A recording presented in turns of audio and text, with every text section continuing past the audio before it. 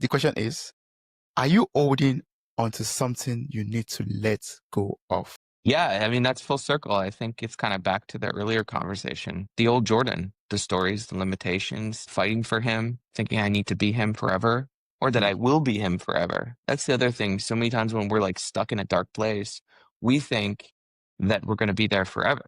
We mm, think, oh, this is just my life now, and in 10 years it'll look like this. But when you look back on your life, I mean, how much changes in 2 years, 3 years, 4 years?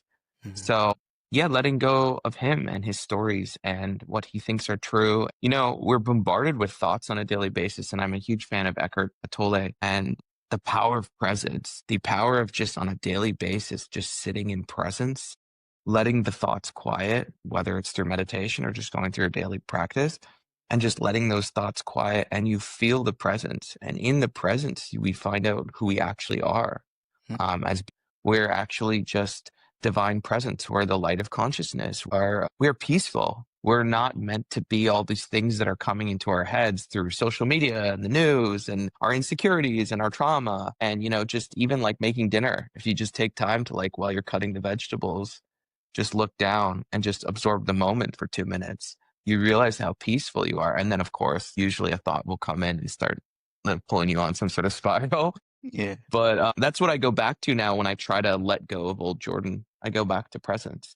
Mm, And in the presence is the stillness and the expansiveness of who we are. And it's really beautiful, but it is difficult to get there, you know, when on a daily basis, when we have so many things going on, people relying on us, jobs, etc. But that's the default state. And sometimes just taking a deep breath, one or two deep breaths right into the heart, mm. just resets your whole experience on earth. Yeah, that's very true. Like being present.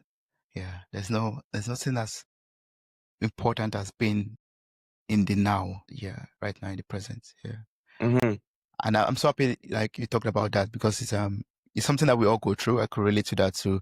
Different thoughts going through our minds, and there are thousand things I want to do, and we're thinking about the past, and we're thinking about the future, and presently doing something, and we're like everywhere at the same time, and actually nowhere, basically.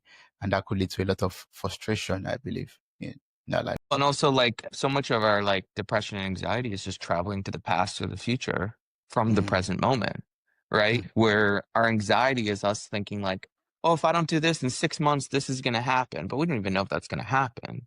So we, instead of living in the now, we go to that point and then we induce anxiety. And then we go, why am I so anxious? It's like, because, you know, you and I are just having a conversation right now. This is all that matters to me in this moment. I'm mm, not focused on other places. If I did start to go, I would lose concentration. I would be off kilter. So there's so much of just like staying here in this. And when you're with people, that includes, you know, if you're in a room with people, don't look at your cell phone. Because what you're mm. really doing if you look at your cell phone when you're hanging out with someone is saying, hey, you're not enough right now.